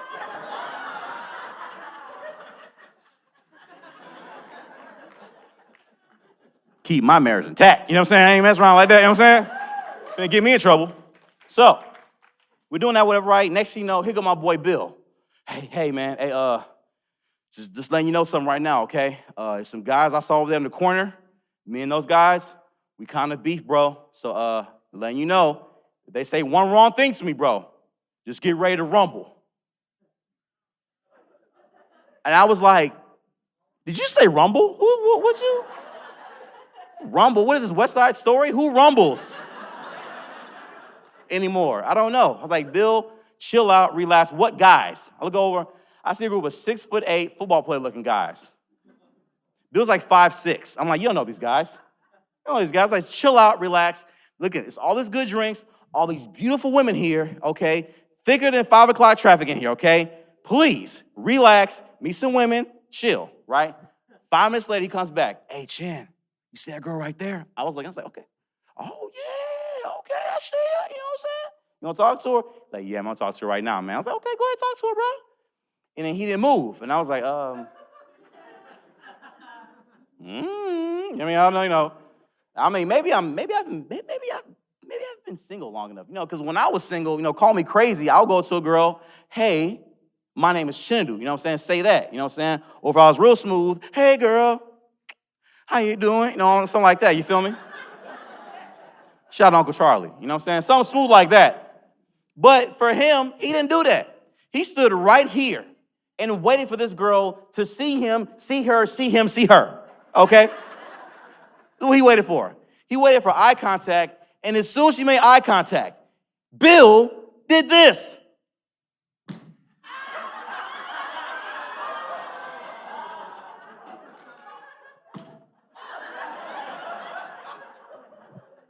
It's like, Bill, what are you doing? This Bill, nah, man, I'm putting my turf in the air, man. I'm like, no, but you putting spit in the air, man. Stop doing that, bro. Don't do that by me. Stop, chill, go somewhere, man. He leaves, comes back. 5 minutes later, he's like, hey, man, the girl didn't work out. I was like, you don't say. Really? That didn't work? Wow. Like, but we got bigger problems, man. Those guys, we locked eyes. I mean mugged him. He mean mugged me back. We're going to have it out, man. I was like, bro, what are you talking about? Who, what guys? I look over. I see all those guys. I see a whole group of 6'8" guys over there. I'm like, bro, there is no way you know these guys. How do you know these guys? There's no way. And I looked over there, and then I see the biggest dude there, see a girl, see him, see her, see him, and he did this.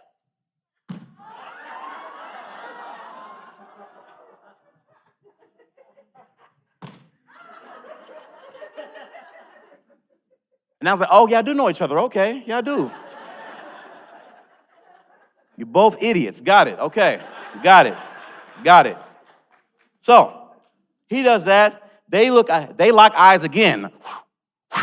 Next thing you know, they make their way over to us, ready to rumble. They ready to rumble, guys. They're over there like, Jets, you know. Was about to rumble, you know.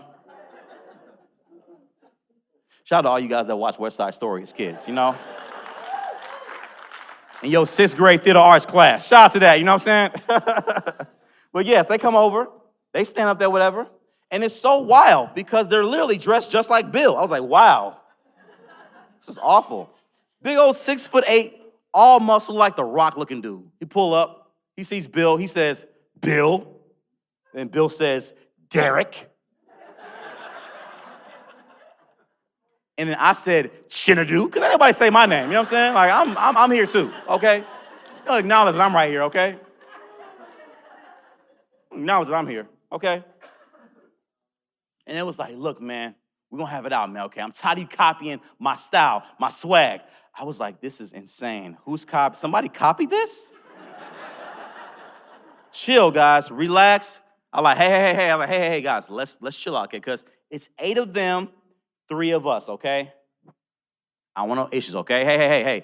Buy some shots. I bought all of them some shots, right? I bought everybody some shots, and we left, right? We'll leave. I don't want no problem. So we left the main room, and we went to the Latin room. My Latinos make some noise. That's right. I'm glad y'all ain't here, man.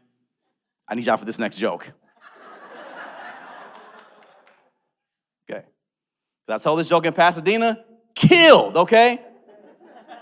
Told and Katie, did not connect well at all, okay? Did not connect well. So I need your energy, okay? So, I'm in there, right? We go into the Latin room, and as soon as I walk in, one of the coldest songs hit. Suavemente, besame. And if you're not familiar with this kind of music, that's equivalent to hearing Cash Money taking over for the 99 and 2000s. It's like that for Latinos. That's the same thing like that. So, they're on the dance floor. We hitting it. We having a good time. Now I'm in there. I can do a little 2-step. You know what I'm saying? We did this dance right here. We did this dance right here. We did this dance like this. You know, you go back and forth, and you go back and forth like that, and you go across the stage. There's something on the ground you're supposed to grab, okay? I don't know what it is. It's something down there. I can never get it. But as soon as I get it, I'm going to let y'all know, okay? You got to grab it. You got to hurry up and grab it. He took my hurry up, grab it. Hurry up, go. It's a good dance. So, dancing, right? Next thing you know, they come in again. Like, Lord have mercy, I'm tired. Hold on. Water break, hold on.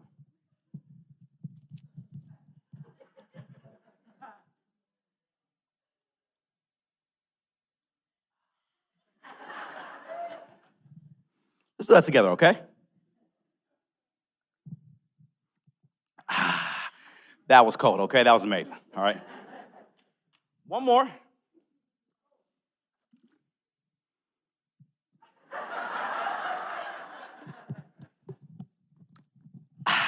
Love y'all.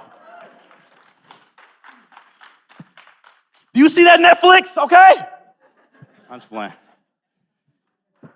So, we're in the room, right? Having a good time. Derek and company comes back in. We want to be in here now, bro. I was like, oh my God. I sat down. Why do I have to rumble with idiots? I don't understand. Why? So, we in there, right? Bill and Derek are arguing. I'm like, why y'all arguing? Derek's like, no, man, because he's a poser. He copies my style. This is Bill. No, he copied my style. I'm like, both y'all are tacky. What is this about? Here go Bill. This guy stole my recipe for Jell-O shots. There's a recipe for Jell-O shots? There's a secret recipe? I thought it was Jell-O alcohol fun. I thought that was it. Maybe a bad decision or two afterwards. Maybe, something like that. What could be so special about a recipe for Jell-O shots? Here go Bill. No, because they copied mine. Because in my Jello shots, my secret ingredient is that I put one Blue Chew pill in each Jello shot.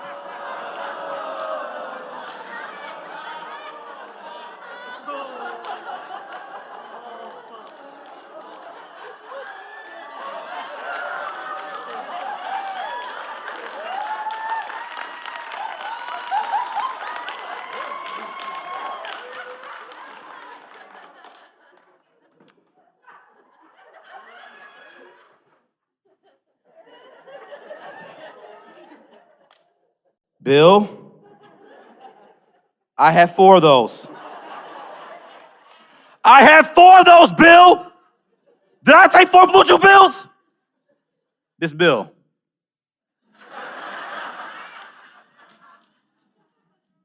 I'm like, hold on, wait, hold on.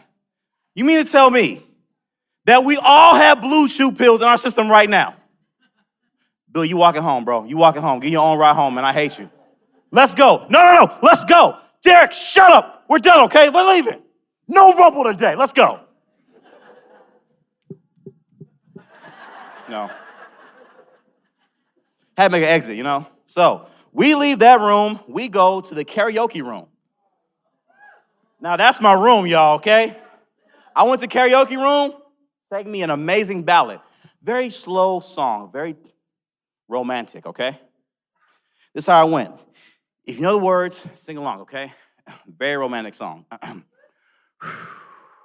Wanna be a baller, shot caller, 20 in blade on the Impala, caller, get laid tonight, Swiss roll tight, got spread hype. I hit the highway, making money the flyway, but there's got to be a better way. Better way, yeah. Yes! Yes! Every time I tell that joke in Texas, everybody know the words. Even in Katy. They're like, it's got to be a better way, better way, yes.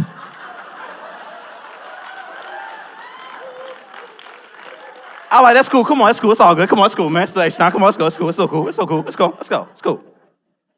So, I'm in there, right? Get to my part, big baller, smashing, making my end, you know, I'm in there, right? Killing. Out of nowhere, loud crash, boom! Guess who it is? Bill and Derek. They're off.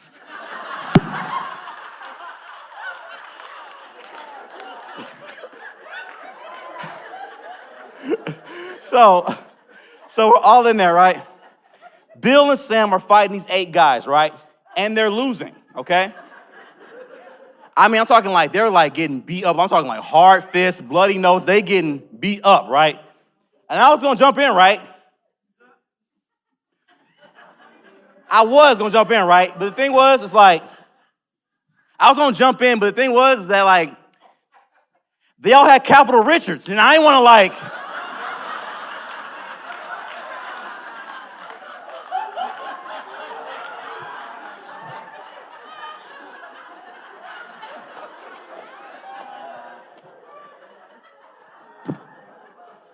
it's like they all had Capital Richards, man. Like, I didn't want to jump into that, man, because, like, I just became famous. Like, if I got into that, what would the Houston Chronicle say the next day? What are they going to say? Comedian Chinedu saw 12 erections and ran right to it. No. No.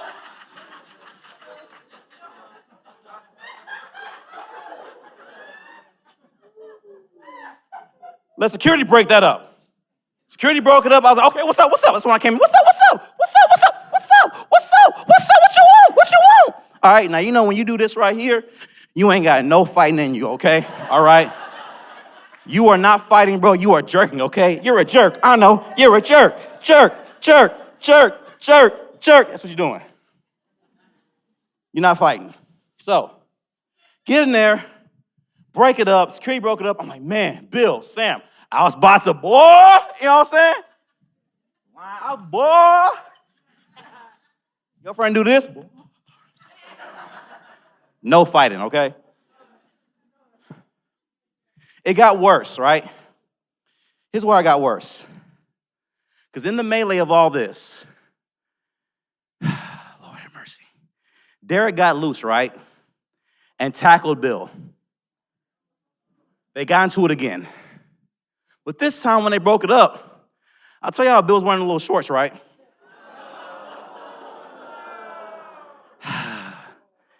When they pulled Bill off of Derek, Bill's Richard slipped out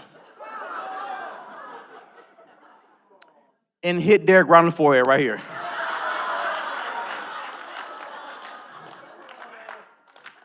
Mushroom first.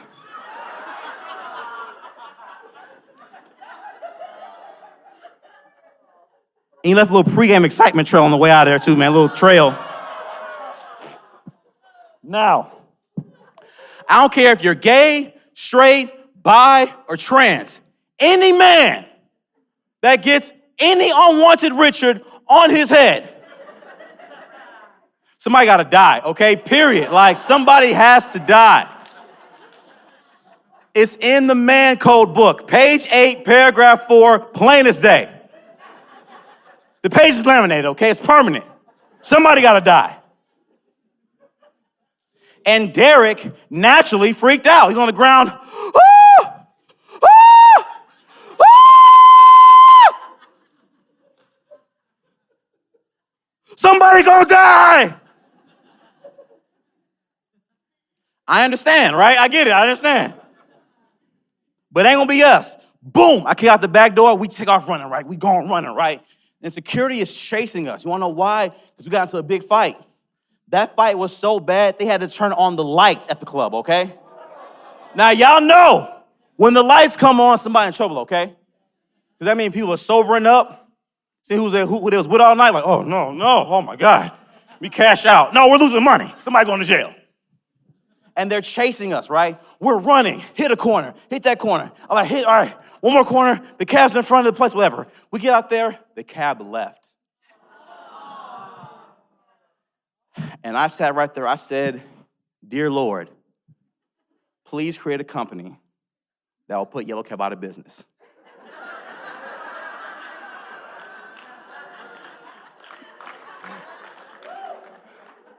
So it took an Uber to get here, right? And that's playing. So we get there, right? I'm like, oh my God, we gotta go. We gotta run. We gotta get out of here. Security is coming. But on the side, I see one more cab over there.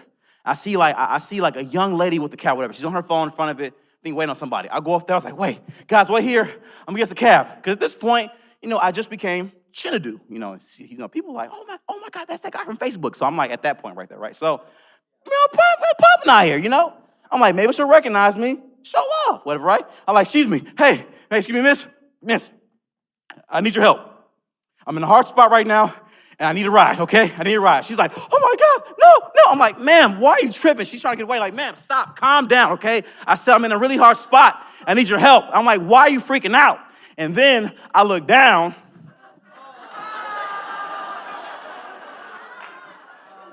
And that's when I realized that I also had a capital Richard. I was like, uh-oh. So I'm realizing that I got this girl pinned up against her car with a capital Richard, saying, I'm in a hard spot. I need your help. I'm in a hard spot.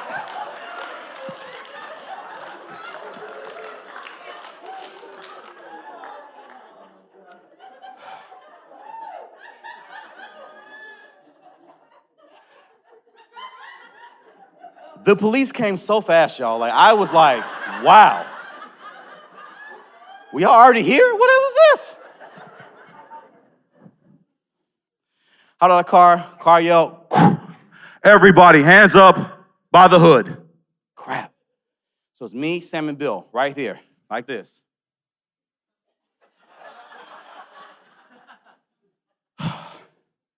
And Sam was like, I think I know where I have an idea. I think I know how to get us out of this. I was like, what? He said, in my back pocket, I've got clear eyes. That's the gradient. So I shut up, Sam.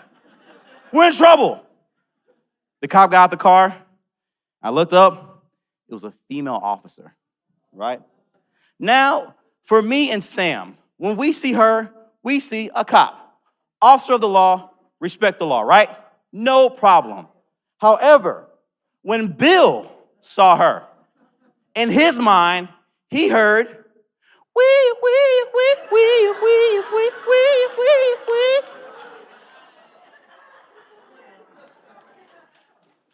Shout out to all my Wheezy fans that caught that joke. Yeah. He saw Mrs. Officer. He even started talking to her like he was from New Orleans. He said, oh, what's going on, Miss Lady Cop? How you doing there, baby? I was like, bro, stop.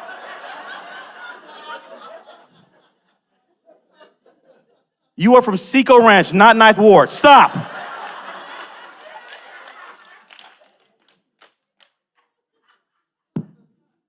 And he said, relax, guys. I've got this.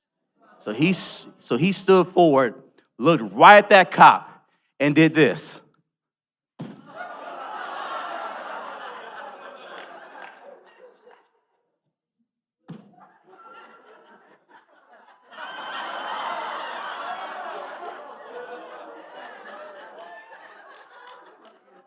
And me and Sam were like, we're going to jail, bro. We're going to jail, man.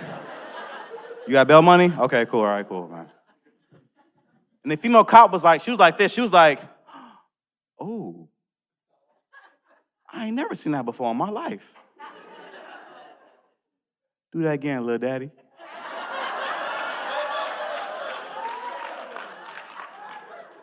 And this bill.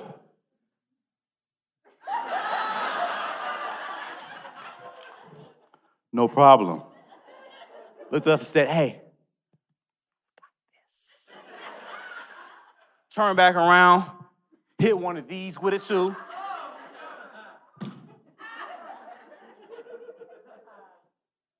And when he did this, she handcuffed him. Bow, boom, boom.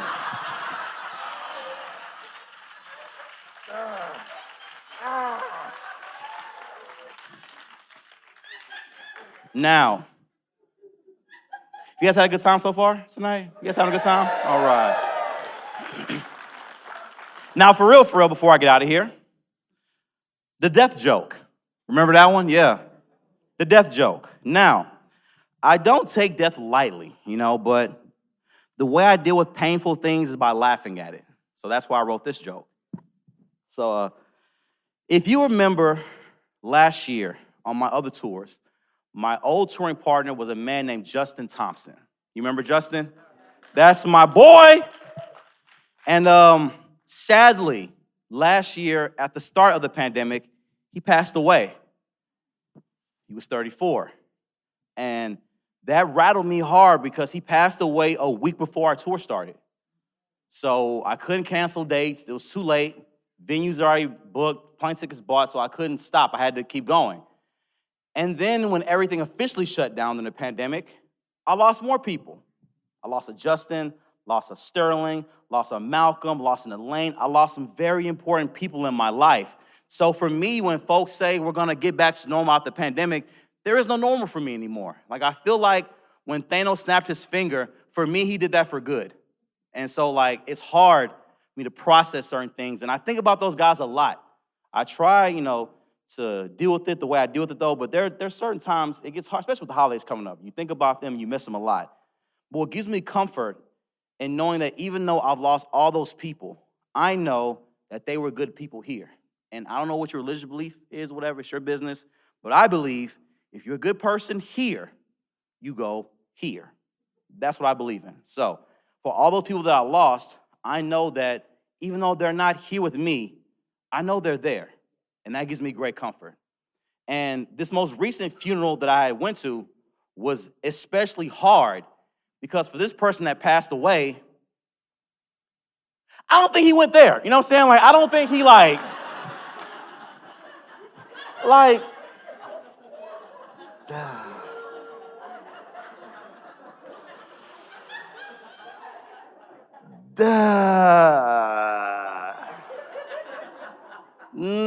no. They were weird feeling. They were like, he's in a better place. And I was like, is he though?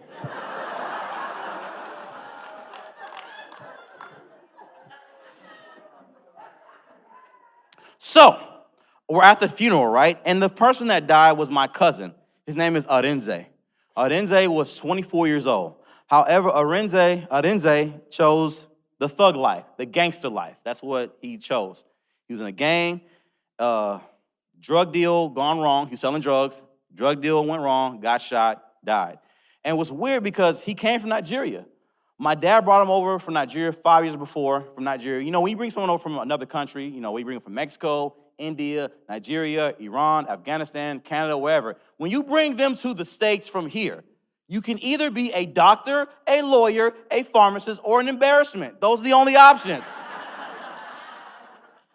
You don't pick majors, okay? You don't get to pick that, okay? What are your options? Here are your options here. What do you want to be? One of those. So he chose none of those. He wanted to be a gangster. He sold drugs in Nigeria, came to America, wanted to sell drugs here. He wanted to be Scarface, you know what I'm saying? So much so, he was so into the thug life. He went to the tattoo shop. He loved Tupac. Went in there and said, hey, let me get thug life on my stomach. Thug life, whatever. The problem with that is his accent was really thick, right? And he didn't write down what he wanted at the tattoo shop, right? So he just told him, give me thug life.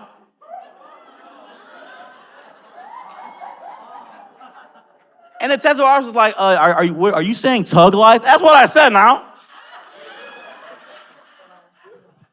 So this fool got tattooed on his stomach, T-U-G. Life on his stomach, y'all. Tug life. Every time I see it, I gotta go.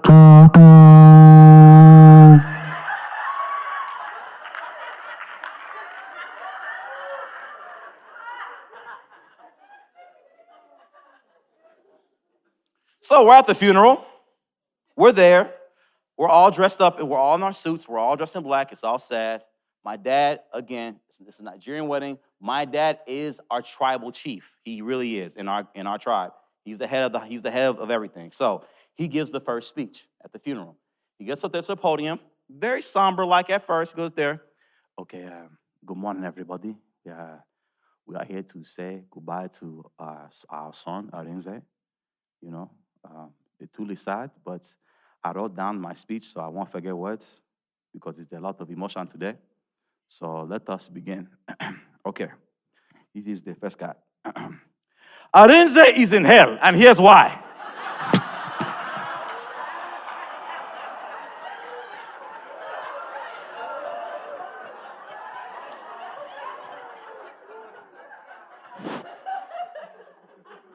Everybody is just, he going hard. Arinze was in this place selling drugs, you know, selling drugs, crazy, you know, smoking weed, you know, the coca in his nose, Okay. This man was out in these streets gambling his life away.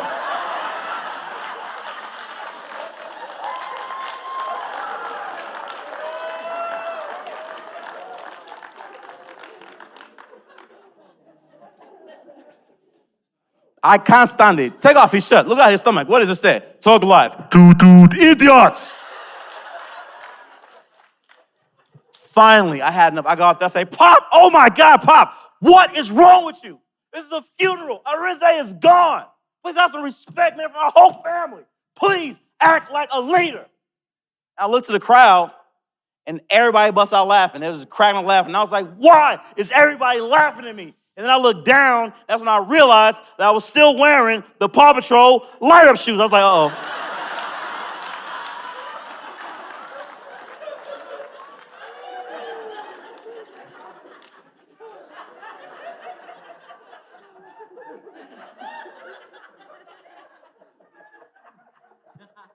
Just had my seat, excuse me. I'm just gonna have my seat. It's my dad. Okay, embarrassing. Okay, so let me finish this speech because I can see the pastor is in the back cussing at me. So let me wrap this up. So as we say goodbye to our friend Arinze, with all the things he has done in his life, to summarize everything, to summarize the life of Arinze, I have to say, C+. Now, where are the appetizers? Cypress, Texas. That's my time, guys. My name is Chinedu. Thank you all so much for coming.